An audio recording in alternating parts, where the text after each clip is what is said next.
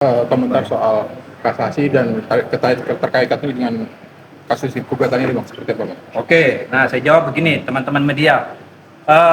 Dalam perkara pidana, kami sebagai penasihat hukum, ya, pertama-tama kami menghormati putusan kasasi yang sudah dikeluarkan, ya, oleh Mahkamah Agung Republik Indonesia, karena itu bagian dari instrumen proses penegakan hukum, ya.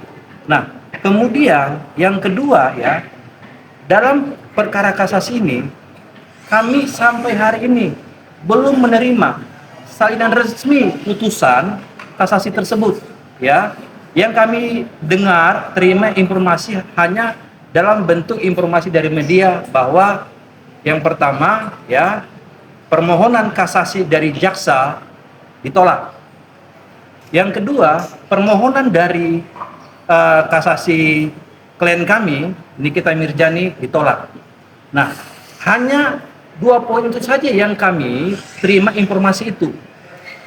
Sehingga tentu banyak teman-teman media yang bertanya, apa upaya selanjutnya? Nah, untuk perkara kasasi ini, kami ingin sampaikan bahwa kami belum bisa bersikap sebelum kami menerima salinan putusan kasasi tersebut. Karena kenapa? Kami harus lihat dulu apa yang menjadi amar pertimbangan majelis hakim pada Mahkamah Agung dalam tingkat kasasi.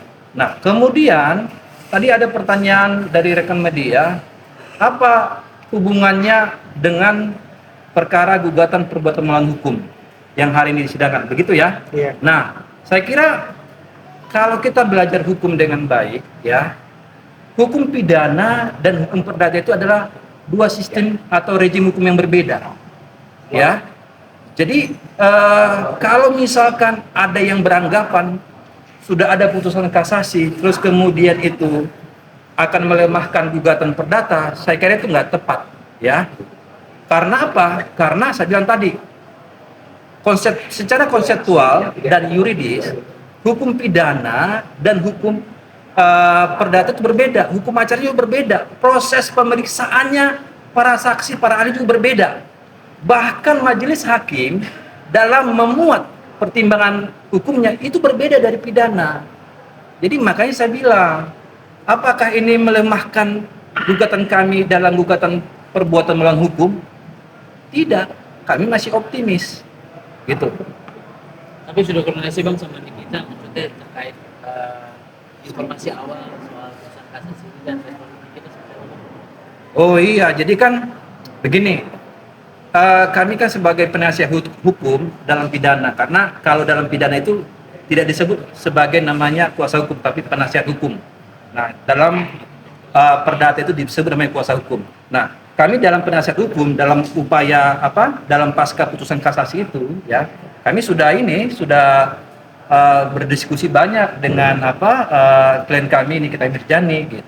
Memang secara manusiawi, ya, namanya manusiawi, ya, sangat kecewa terhadap putusan kasasi itu. Nah, kemudian, tapi kan kekecewaan itu nggak lama. Kami melihatnya sebagai penasihat hukum, ini sosok Nikita Mirjani adalah sosok wanita yang kuat, ya. Memang secara manusiawi dia kecewa dengan kasasi itu, tapi kami melihat kekecewaan itu nggak lama. Dia cepat sekali pulih kembali dan ketika banyak hal yang sudah disampaikan, ya, kami berkeyakinan, kami masih optimis dalam melakukan upaya-upaya langkah hukum berikutnya.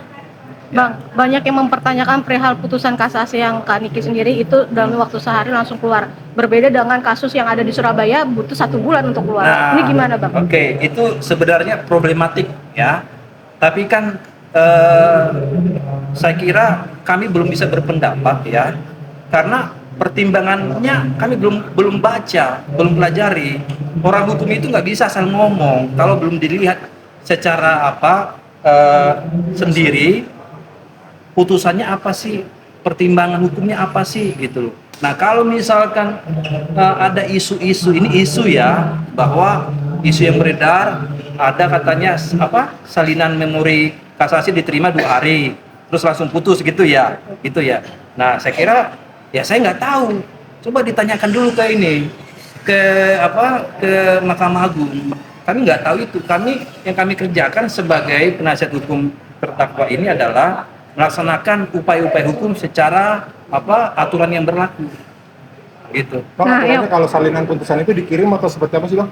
Ya, jadi sebelum diberikan salinan putusan resmi itu, diberitakan dulu informasi petikan. Nah, petikan itu sudah kami terima. Petikan itu hanya mengadili, menolak memori kasasi jaksa, menolak memori kasasi terdakwa Nikita Mirjani. Jadi nggak ada amal pertimbangannya. Nanti kemudian biasanya pengalaman kami ya ketika menangani perkara pidana itu ya kurang lebih bisa 2 minggu, bisa 1 bulan. Karena memang secara aturan nggak ada itu. Karena kita tahu bersama kan itu berkas di Mahkamah Agung cukup banyak ya. Tapi kami mau sampaikan juga karena ini juga penting bagi kami dalam mengambil sikap terkait langkah hukum berikutnya. Kami sudah mengajukan permohonan ya ke Mahkamah Agung ya supaya dalam waktu dekat kami diberikanlah salinan putusan kasasi tersebut. Gitu. Bang, katanya kemarin kita sempat sakit bang. Hah? Kita sempat sakit di sel. Oh, sekarang Bang Gali dulu yang Oh, terkait sakit ya? Iya, Bang. Betul, nih kita sakit gigi. Oh, Bang, Terus, kambuh lagi bang. Hah? Kambuh lagi. Kambuh. Terus kita kan dapat ini ya, dapat surat untuk bisa berobat keluar. Tapi surat untuk bisa berobat keluar itu adalah rumah sakit yang ditunjuk oleh pengadilan sendiri, yaitu di Rumah Sakit Adiaksa, Jakarta Selatan. Akan tetapi pada saat dilakukan pengecekan, ternyata kan berbeda ya, jadi tidak bisa ditanganin oleh rumah sakit tersebut. Maka oleh karena itu, atas dasar daripada pengecekan di rumah sakit yang kembali ke PN, kemungkinan akan diajukan kembali permohonan untuk dilakukan pemeriksaan di rumah sakit yang biasa Nikita Mirjani berobat seperti itu. Karena kan kita sudah punya dokter gigi tersendiri. Kemarin benar memang sakit gigi seperti itu.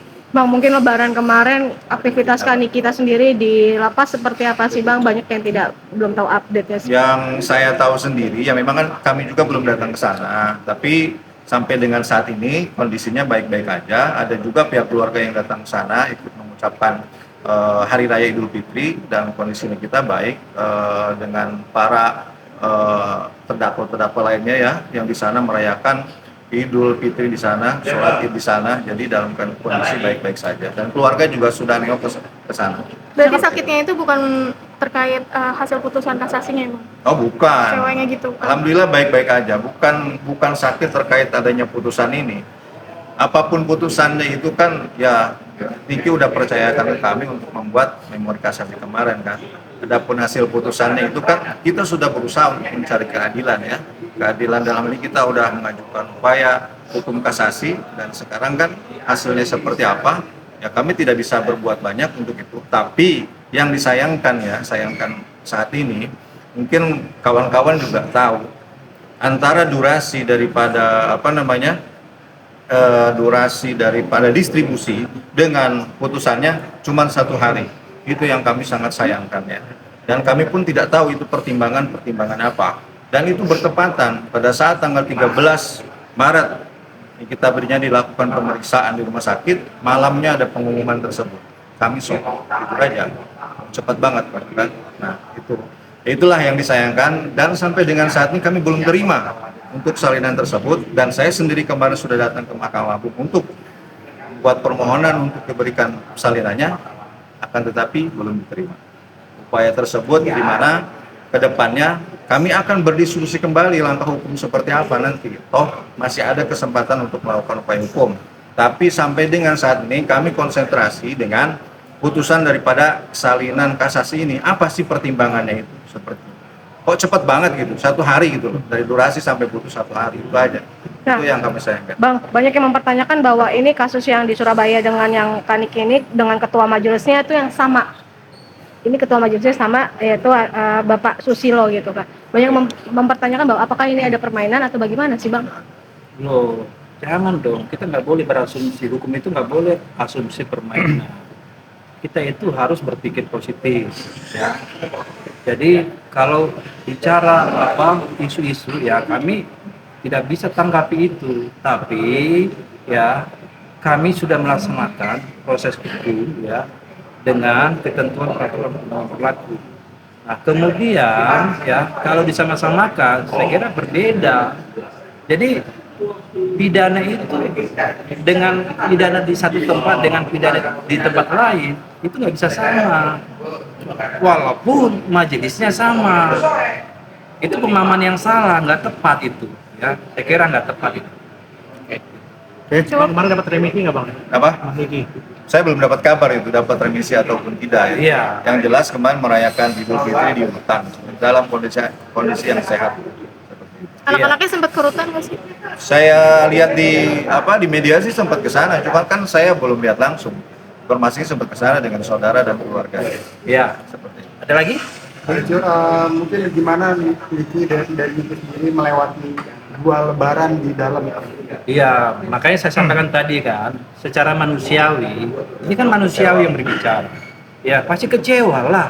Satu, ya, ini momentum dia di mana akan melahirkan ulang tahun, benar nggak sih?